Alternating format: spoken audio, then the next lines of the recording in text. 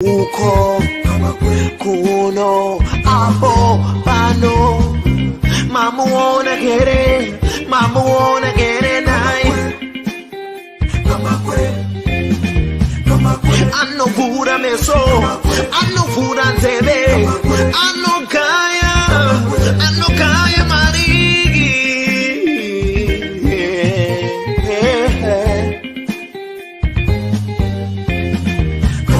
Doticom,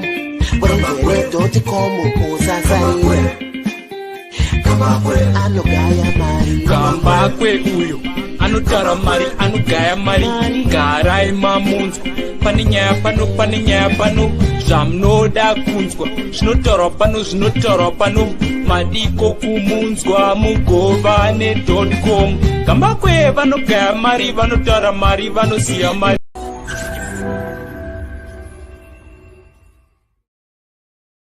Right, 17 July 2022, and today I'm joined by my new guest, President of the FORUS Party, Miss Manyara Irene Mienziwa. How are you, ma'am? I'm doing very well. Okay, fantastic. And today we're going to have a very, very quick discussion.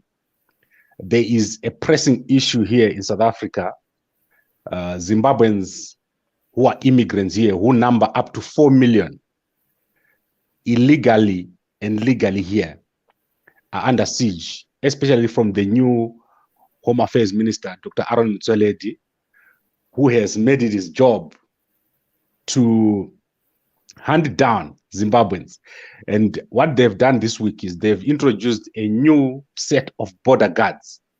And this is the Border Management Authority, which is an armed force. And I don't understand whether the armed force is supposed to shoot Zimbabweans so that they don't come, or why they have decided to go the armed route. But what I want to do is I want to quickly go through this analysis, then we'll go to the discussion of your party, forusparty.org, a new party in Zimbabwe, which is going to be contesting the political or the presidential elections in 2023, for which you are going to be the candidate and the president. So let's quickly go through the issue of the border guards. And I'm totally opposed to these border guards for reasons that I'm going to show you here. So let's start with the actual announcement by the Minister Motsoaledi.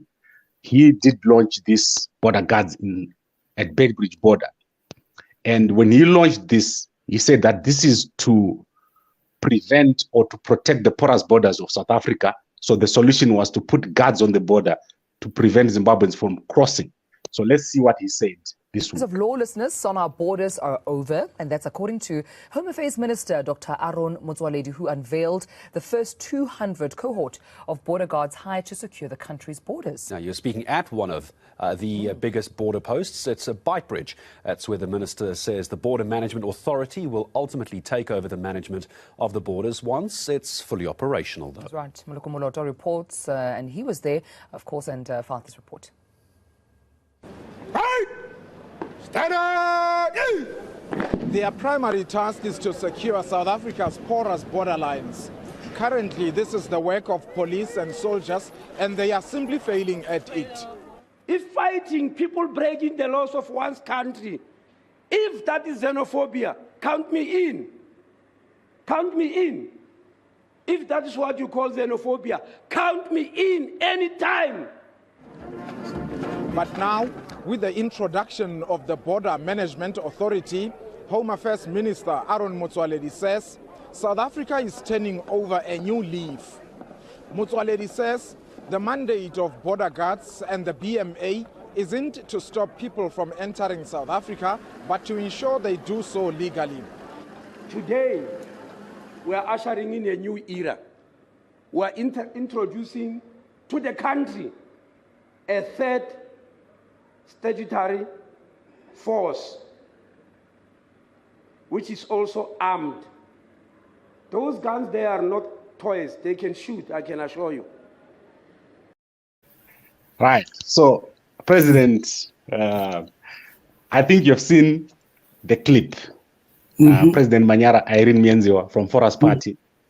And I want to take you through an analysis of the problem that we have here in South Africa. I've been here for 16 years, and my kids are South Africans, although I'm Zimbabwean. I'm a permanent resident here in South Africa. So the issue that we have here is that the 4 million Zimbabweans that are here are under siege. We've got Zimbabweans who are here for 10 years. The Department of Home Affairs, under the current minister, Motsoaledi, has decided to cancel permits, work permits, for legal people who are here working as waiters, cleaners, domestic workers. And these people are going to be, by the end of this year in December, they're supposed to leave this country. This is on top of the almost 4 million Zimbabweans that are supposed to leave this country if they follow the rules and the command. In January, there was a deportation of almost 90,000 Zimbabweans at Beitbridge. And out of those 90,000, most of them have made their way back here. And so looking at what the minister has done, which is to produce an armed force at the border, he's saying that the army has failed, the police have failed, and now they're producing a third force. That is to prevent Zimbabweans from getting into South Africa, basically illegally, because Zimbabweans are the largest number of illegal immigrants here in South Africa. And some few questions do arise in terms of this decision to put border guards who are armed at the border. The question is there more people coming from Zimbabwe into South Africa now than ever before? And how do you deal with the Zimbabweans that are here already? The 4 million Zimbabweans that are already here in South Africa, are they managing to deal with them so that South Africa does not have the problem of Zimbabweans?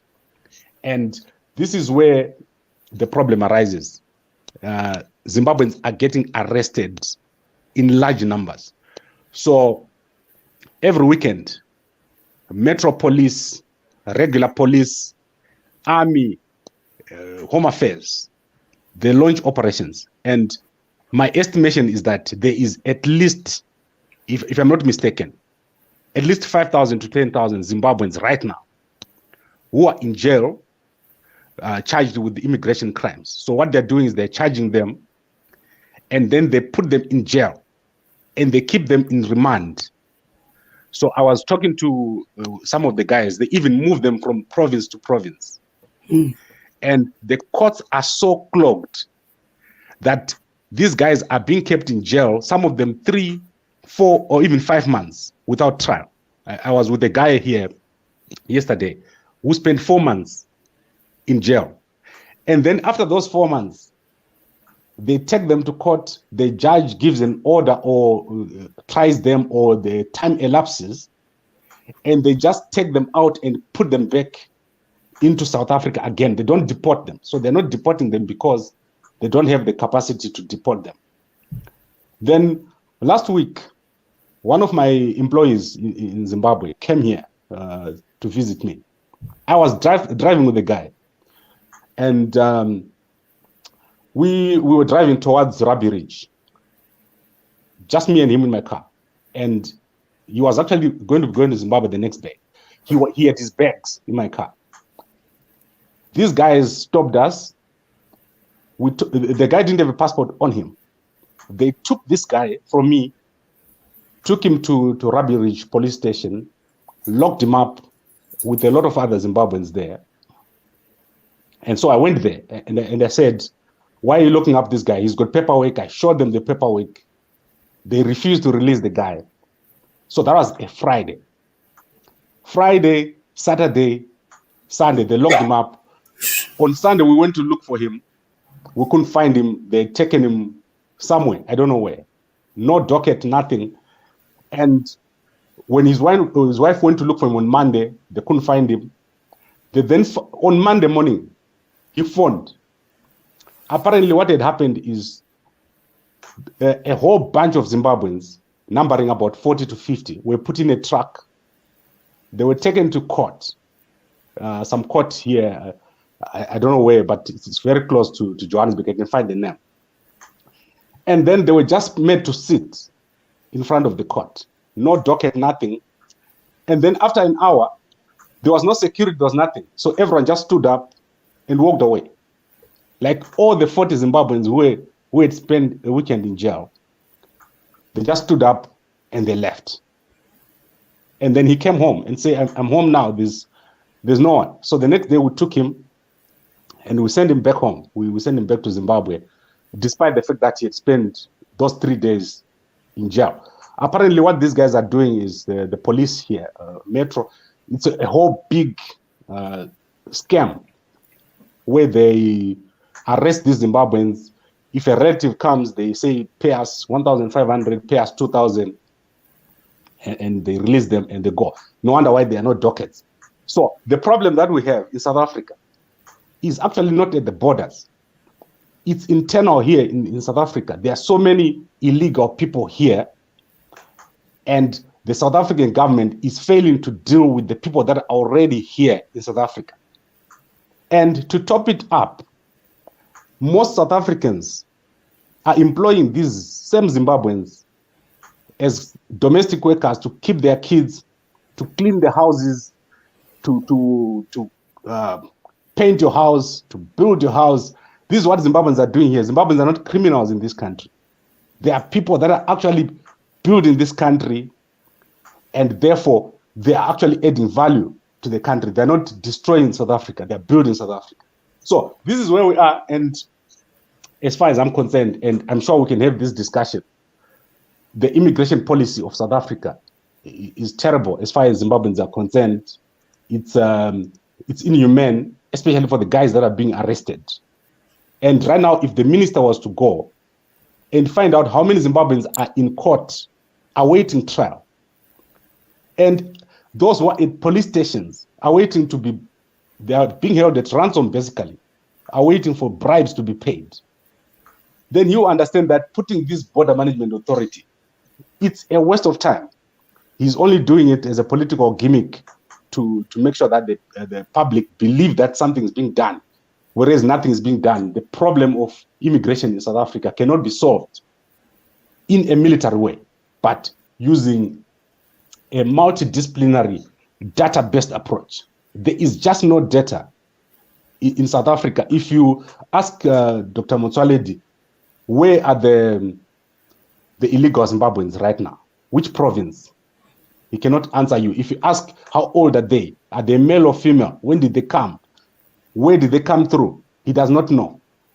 So they are more worried about stopping the Zimbabweans from coming in, but they don't want to understand who are the Zimbabweans. For example, how many Zimbabweans who are here are parents of young South Africans, or husbands? They don't have this data. So this is terrible, and this is what we have to go through as Zimbabweans here in this country.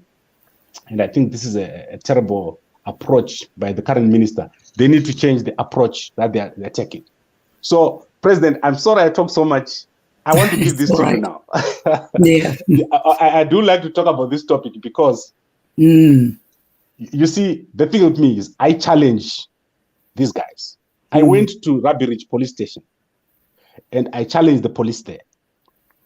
And if the minister wants, you can come and you can call me. I'll take him there. We need to challenge these guys who are doing this, because this problem is not an operational problem. It's a policy problem. You cannot solve this on the ground. You have to solve it from a policy perspective. But let me give you this to you. Given the current situation here, where you've got 4 million people, Zimbabweans, here in South Africa, documented and undocumented, what would you propose here as a solution?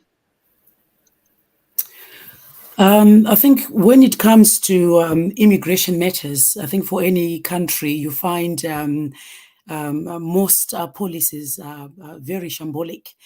You find with immigration, you have a sort of like an aftermath learning direction as to where you're supposed to be, where the policy is concerned.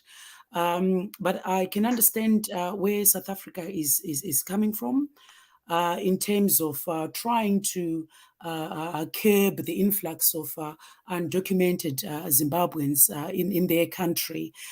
We all have to accept, that those are illegal immigrants in that country.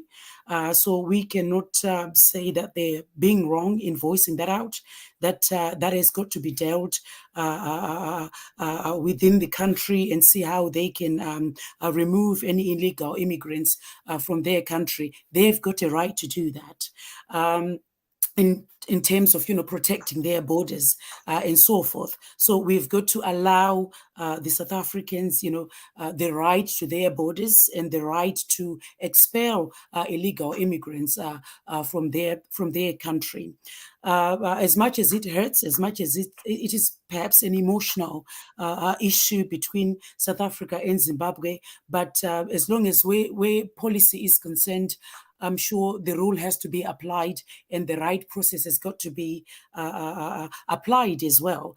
But what you're finding is, like you explained, I think using military force on civilians and in this way of trying to curb this influx of illegal immigrants is not the proper way, it's not the right way, because I think you use that in matters whereby it has become so violent, the illegal immigrants are in such a violent manner.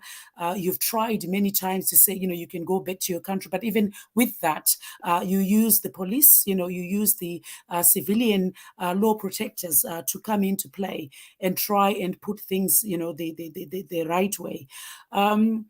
It's an issue whereby Zimbabwe and South Africa have got to sit down and discuss this matter and see how they can understand each other and reach a harmonious ground where there can be an understanding as to looking at the policy direction of South Africa, how they're applying their policy in an inclusive manner. Like you said, you've got so many families who are illegal immigrants, but ended up, having to stay there for 5, 10 years, 15 years, I don't know, some of them 20 years and so forth. So what you find is where immigration is concerned, not knowing how the immigration policy of South Africa stands on that regard, but you find with mostly immigration policies, you do reach a time whereby you've got to allow illegal immigrants to stay within the country if they've created a family line and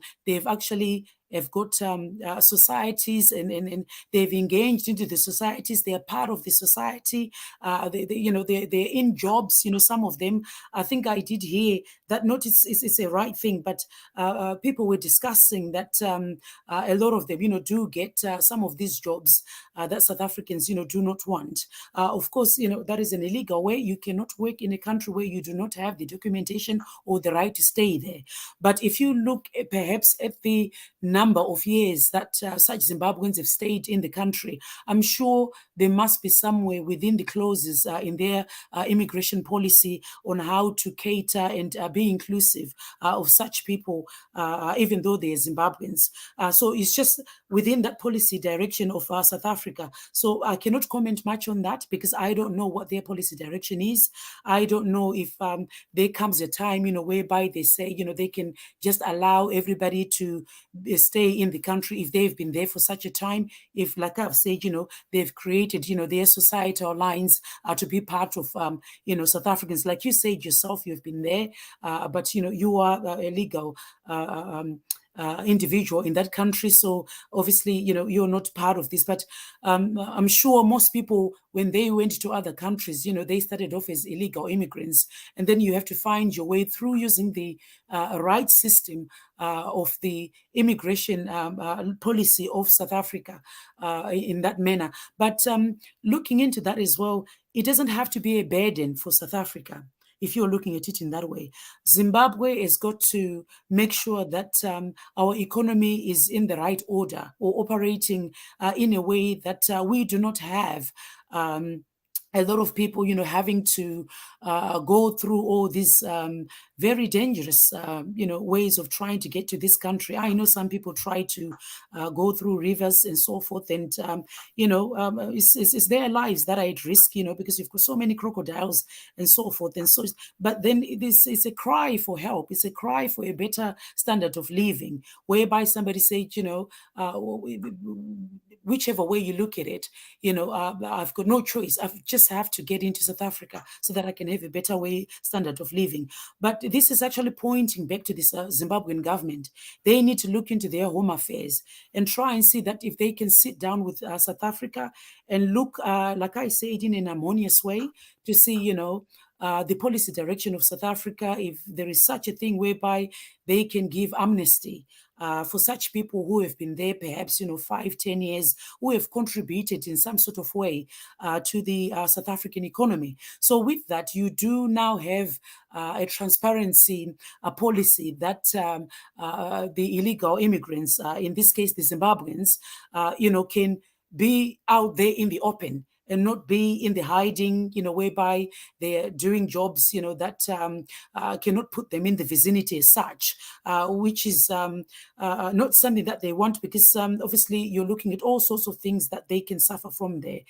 You've got some sort of prejudice, that can be put on such a type of citizens who are in hiding in terms of, pay rates that they're getting, in terms of the safety at work, in terms of, the holistic approach, where you're looking at all the necessary human resources that are required, to give people so that they can operate in a healthy and safety environment. All of such things you find, most Zimbabweans perhaps, will be suffering because of that lack of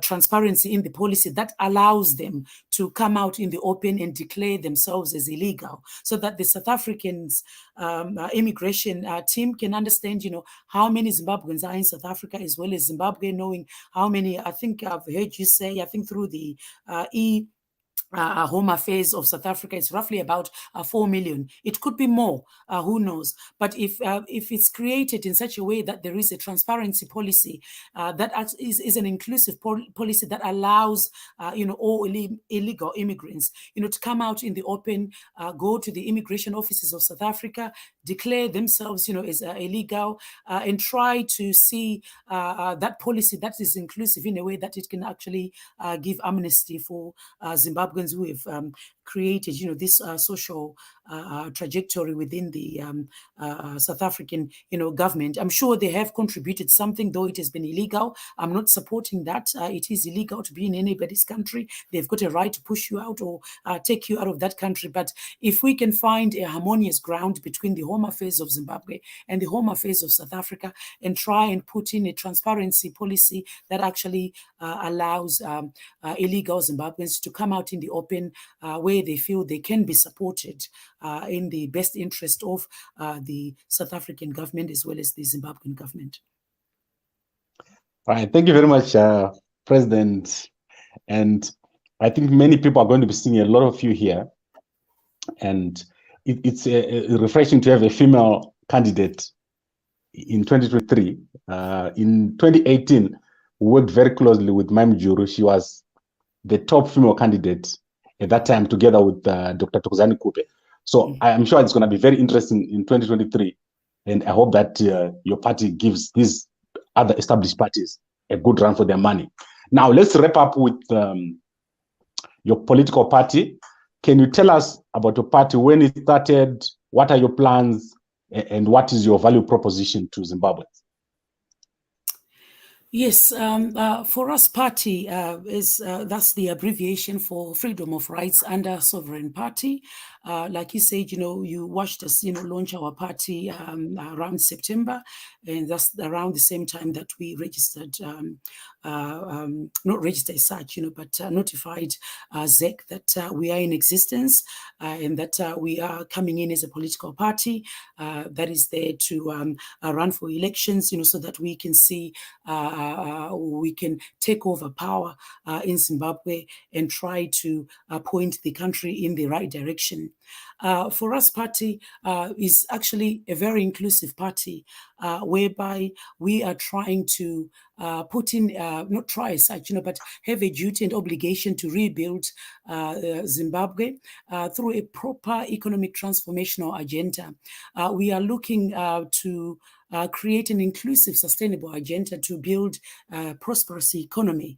What we are coming up with, we are coming up with policies that can be put in place to help Zimbabwe where it is right now, policies that are there to cajole the country's economy so that we can point it in the right direction. But with looking into that, what we did is we looked at the Zimbabwean problem, where the Achilles heel is in terms of policy direction, because without understanding what are the issues in Zimbabwe, then you haven't got an understanding of what policies you need to put in place. So we needed to put in something that is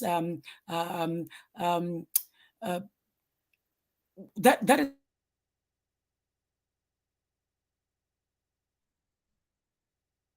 where we are economic-wise, that we're struggling, that we really need to put so many tools in place so that we can bring ourselves, out of the hole as such.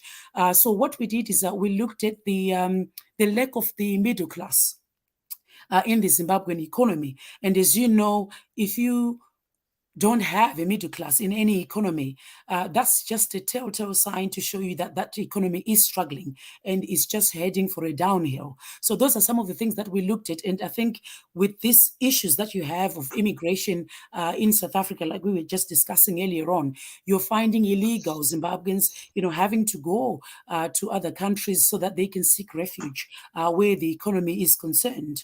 With that, then that gives Zimbabwe a problem in terms of brain drain. So you do find that you've got quite a lot of Zimbabweans in South Africa who have got a much higher intellectual ambience, but they are willing to do any other job, probably being house sitters, I don't know, working in farms, getting a low paid, whatever. And you've got some people who are doctors, lawyers, and so forth, who are just willing to just take anything that they're given because it's much better than staying in Zimbabwe, which is quite sad. But then that's just showing you the issue of Zimbabwe. We are lacking that middle class economy, which is where FORUS is coming in to see to it that we can revive the middle class economy so that when you revive the middle class economy, you find that you are reviving a tax base.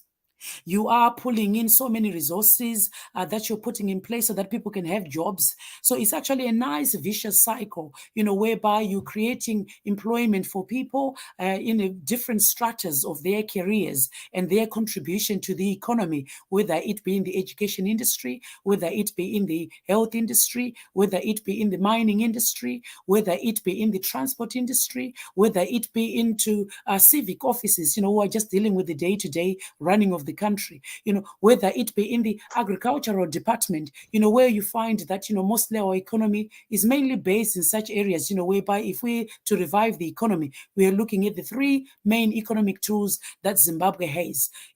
I'm talking about tourism, I'm talking about mining, I'm talking about agriculture itself.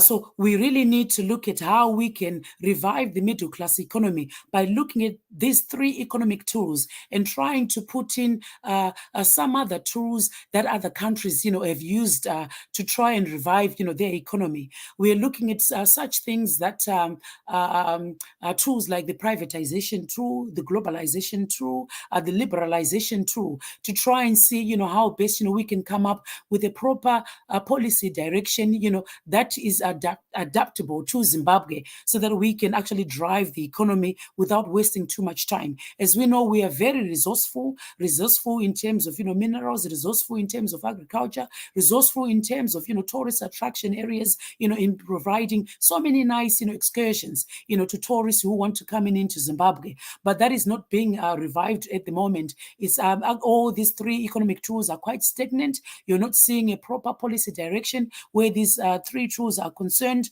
But then you do have some limitations within the policies that are being used by the current government at this particular point in time. Those are some of the things that we've used to see, okay, in terms of the party itself, where do we lie in terms of our ideology in trying to speak to the economy of the country so that we can actually reach out to this middle class economy that we're trying to revive. We looked at us coming in as a centrist party. Being a centrist party, we are neither far right, we're neither far left. What we're doing is we are looking in at how we can merge the two. I'm looking at the socialist side of things. I'm looking at the capitalist side of things. So we sit in the middle and try to make these two entities emulsify in a way that can propel the country in the right direction in sustaining this middle class economy. What we want to see is we want to see our doctors, being happy in their workplaces, being happy with their remunerations, our nurses being happy as well, alongside, with our doctors. We want to see our plumbers, we want to see our farmers, being happy. We want to see our builders, being happy. We want to see our teachers, happy with the amount of pay that they are receiving, from their workplaces. At this particular point in time, like I can give an example, you do have teachers, earning roughly about between 300 and 400 US dollars. Even that is actually to the extreme, because you're finding headmasters are the ones who are earning such an amount of money. So you're putting just a mere teacher, earning roughly around 250 US dollars. If you look at the rents that they pay, anyway, look at the expenditures that, that they're facing in terms of rent, in terms of, food, in terms of, looking after their children, and, all these rates that they've got to pay, utilities and so forth. You're looking at the livelihood of their families, all of that. What you're finding is that you're finding them having to seek other jobs, having a job on the side, whereby you can be a teacher, by the day. And then at night time, perhaps, you're going around in the streets, trying to sell, whether it be clothes, like people were saying, those mabero, if I'm to say, that name is something that they're having to live on. Even in terms of, how they're dressing their families, they're having to go into these maberos and try and get clothes, out of those. And you're saying you're a teacher, and you're saying you're a doctor, sorry.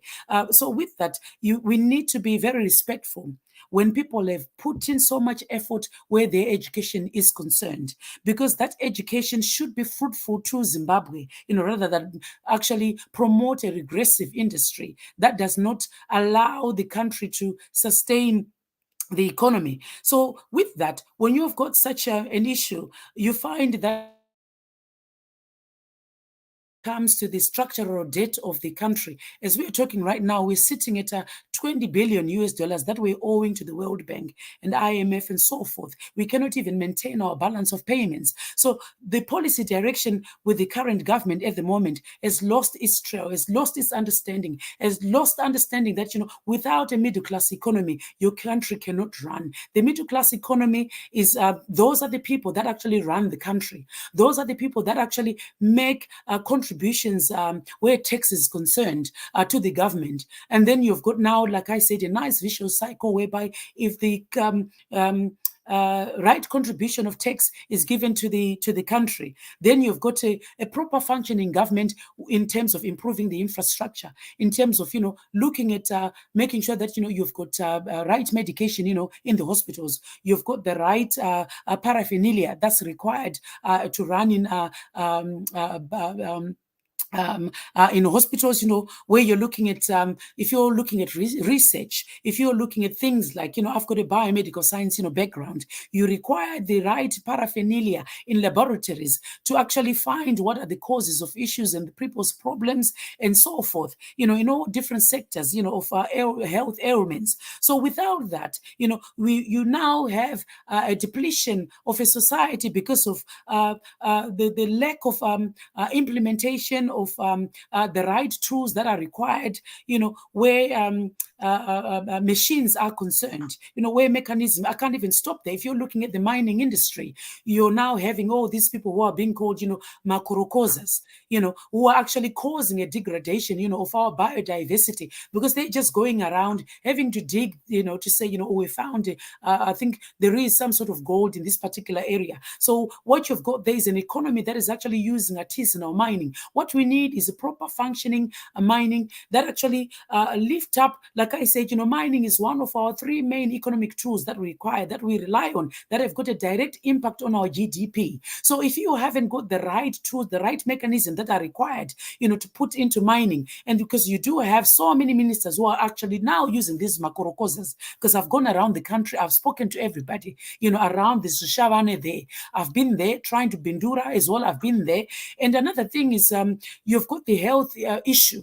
If you don't have the right tools, to implement, what you have is you do have now a natural health disaster, in terms of health and safety where your workers are concerned. So everything is interlinked. Everything is a vicious cycle. So with a lack of understanding from our government, I can actually see that, there is a lack of understanding, where the resourcefulness of trying to put in the mechanisms that are required to kickstart the economy, are concerned. There isn't any understanding. There isn't any appreciation of actually knowing that, you get what you put in, that sort of thing. There isn't any understanding that we need the right proper exploration, the right machinery for exploration where mining is concerned. We do not have that. Using all these makorokozas are actually causing an effect on our environment, because what you're finding now is heaps and heaps of, of little small hills of sand, because where they're trying to use holes to dig, to try and find,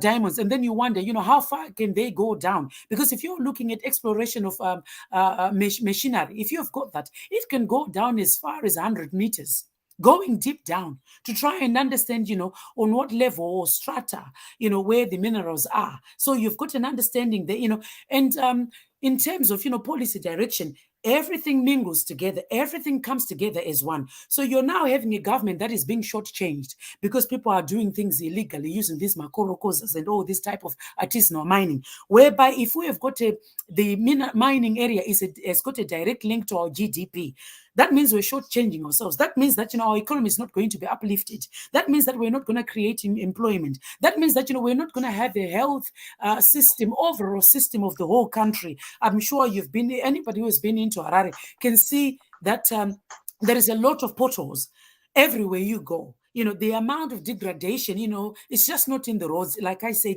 it's everything where the infrastructure is concerned. Like I said, infrastructure can be everything from health, roads, anything that your banks and so forth. So with that, you do not have now a contribution to banks, whereby they can actually function properly. They can actually create a savings base, whereby you now have a credit facility lines that can actually propel the country forward, that can actually promote even our youth who are coming in, out of age, once they've left, their universities. They do not need to jump borders and go to South Africa, but they've got to, because we do not have enough credit facilities. Banks cannot offer loans.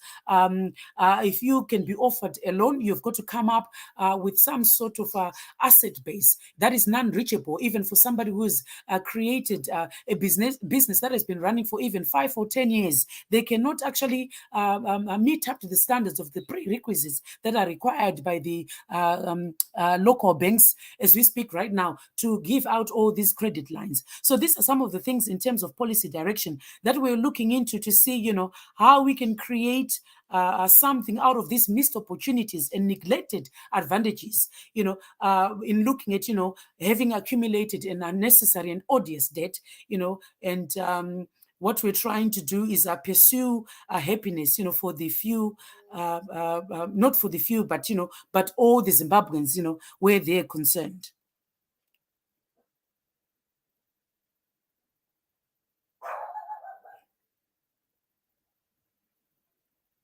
Hello? Sorry, President. I think that I was talking to myself here. I'm saying I hear what you're saying, and I think from a high level, I understand what you were saying. However, we're going to be unpacking these issues every week. As soon as we have an opportunity, we're going to invite you here and give you guys a day. We normally give someone a day, each party a day, where they can articulate their policies in detail. So I want to ask 3 short questions. So it's a 1-minute answer. You've talked a lot about what needs to be fixed in Zimbabwe. So let me ask you some questions. Let's start with dialogue.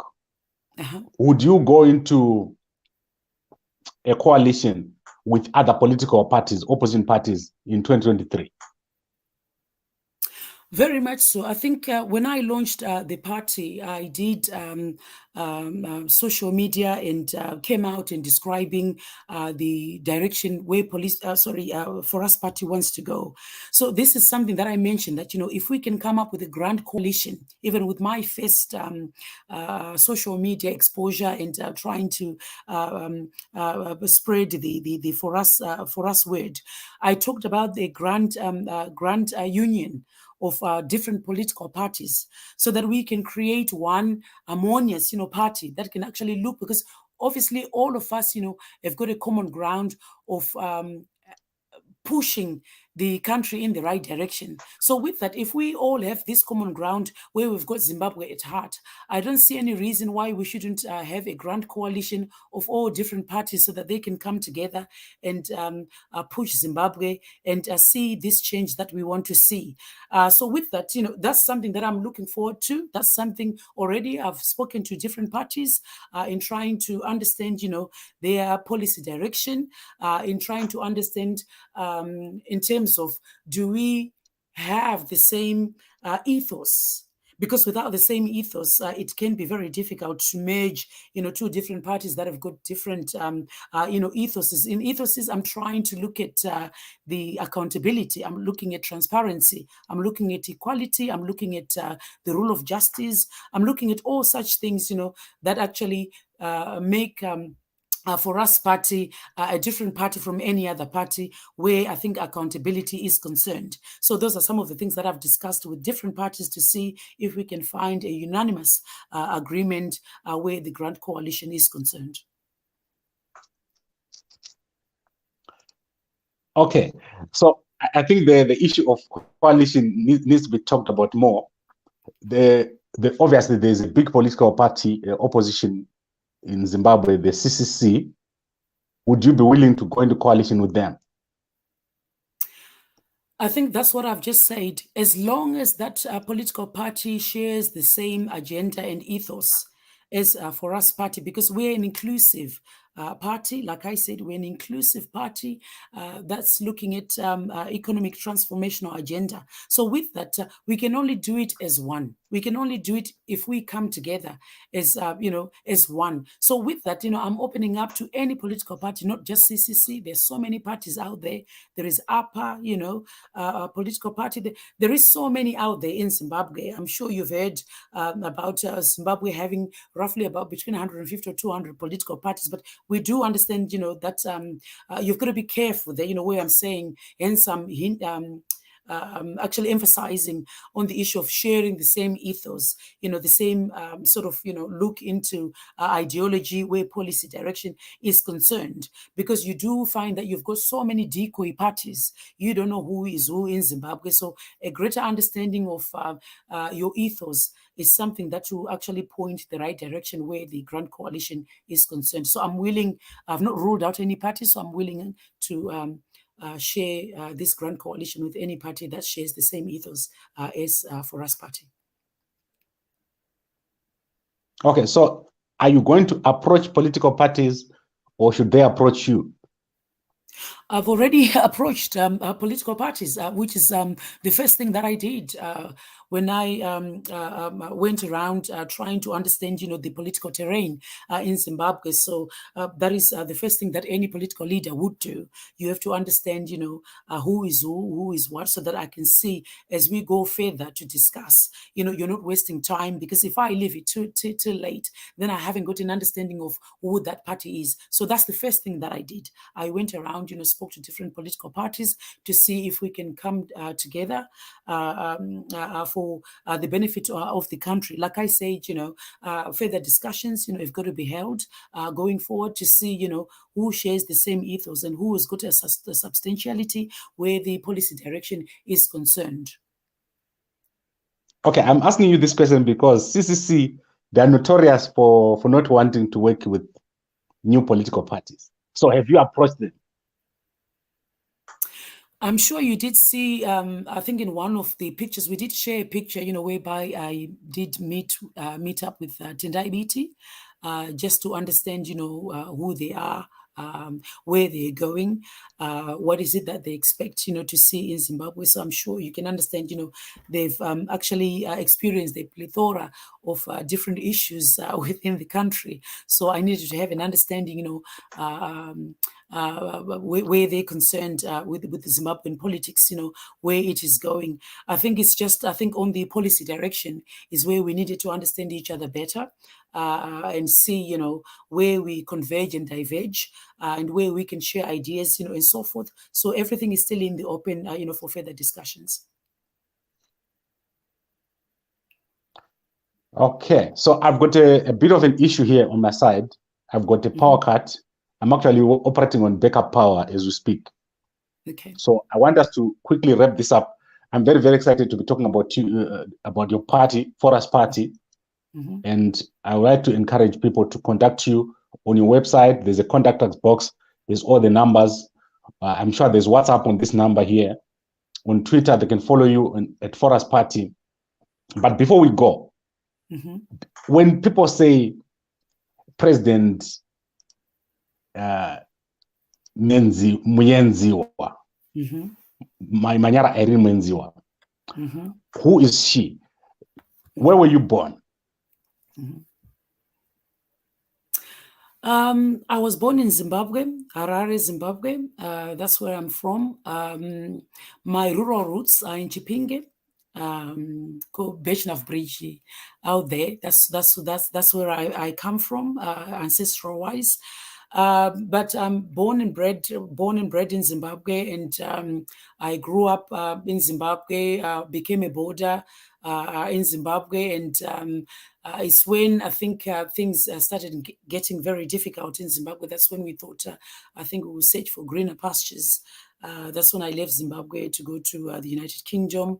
That's where I studied, biomedical sciences. I became a scientist, and then further on, I went on to study a master's course in United Nations diplomatic studies, looking at various sectors, the economy, looking at different topics, looking at conflict resolution, looking at different organizations, like the United Nations itself and its organs, how they operate in terms of peacekeeping and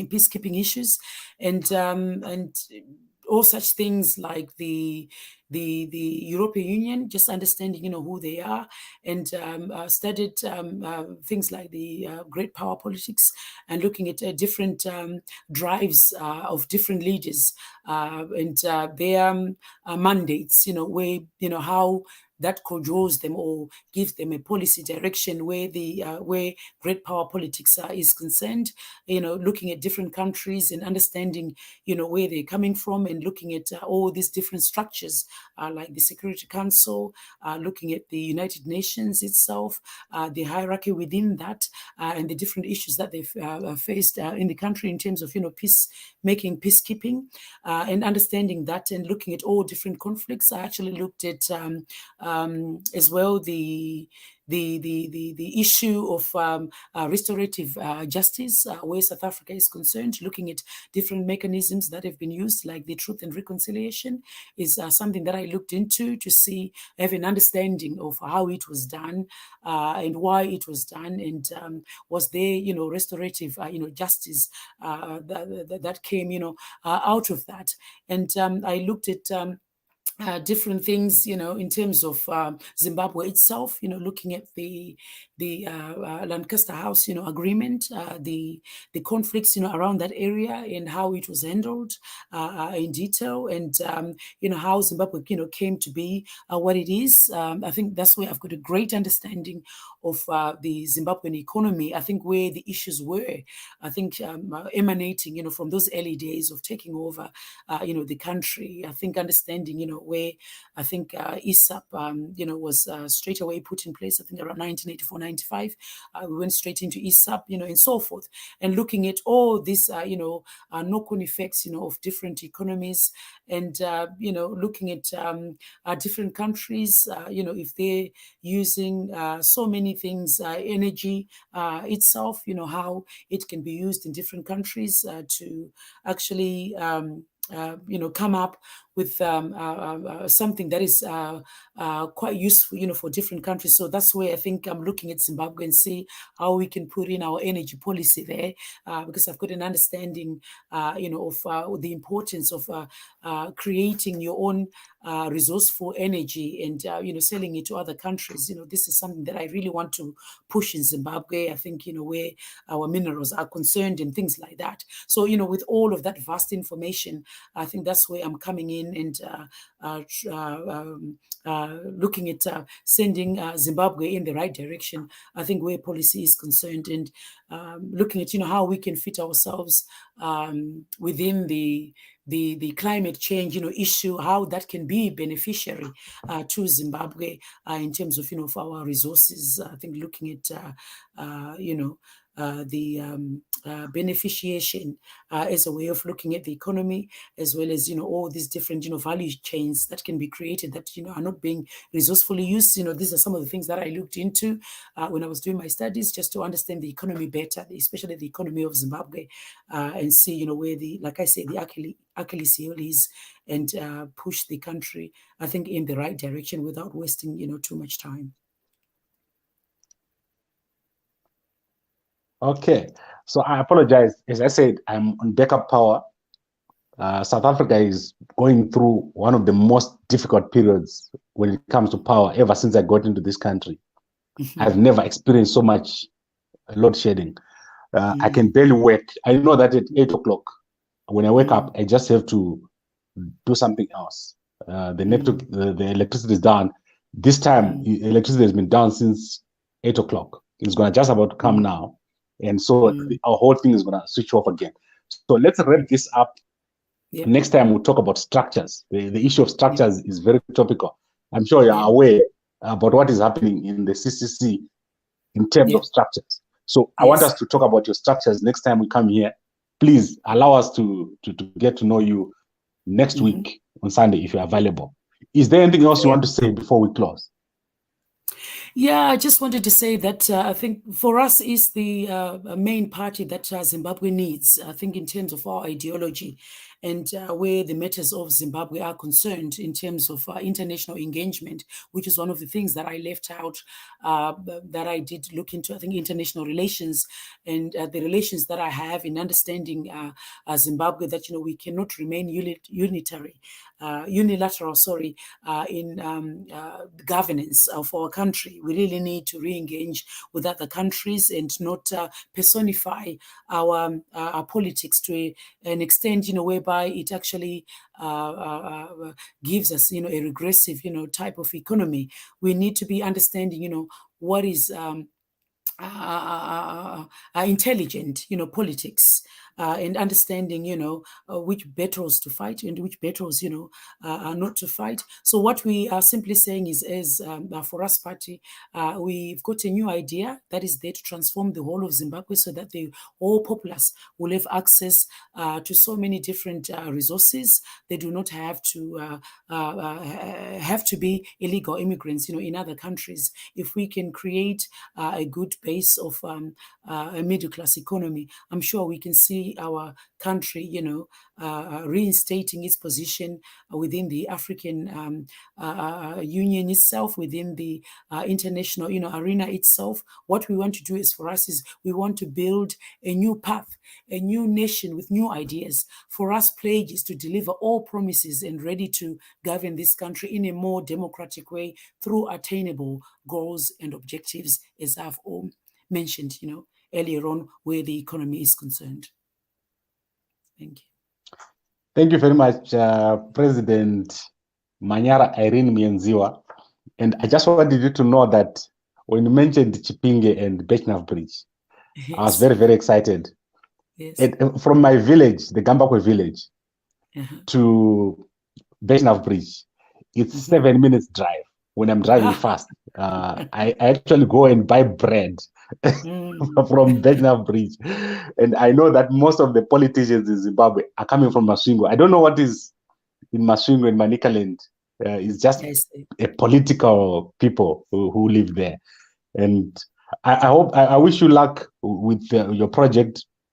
You are very well spoken. And I think the guys in the bigger political parties, they have to give you attention, because I think you're going to do very, very well. And I wish you luck with all this. So let us bring this to an end. Next week, we'll talk about the structures. We'll talk about other policy issues. There's a lot. I can see you've got a lot to cover. I do. And I want to thank, all your guys who are here. You've done a very good job of structuring your party. And let's see how this goes. And I also want to know the progress with your coalition talks, how they go. Because as I said, most of the political parties are notorious for not wanting to work with each other.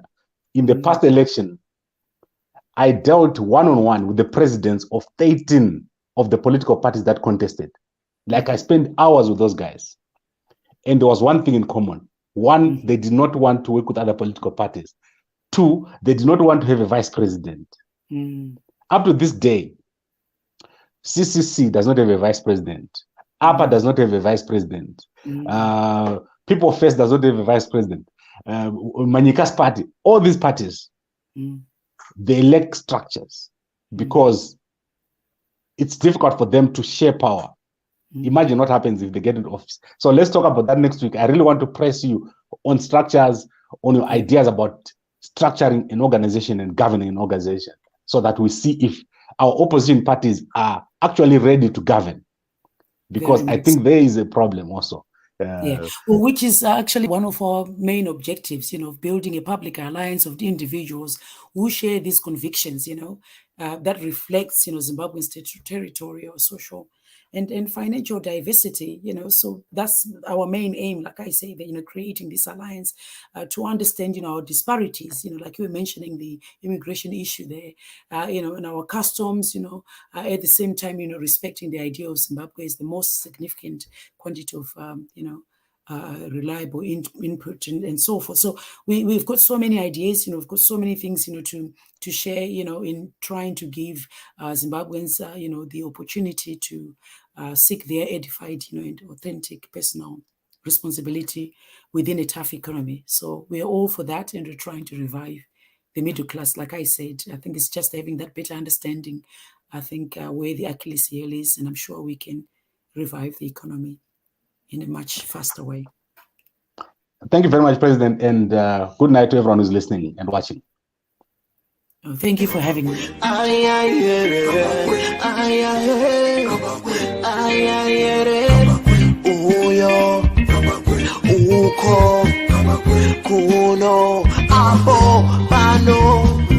Mama wanna get it nice.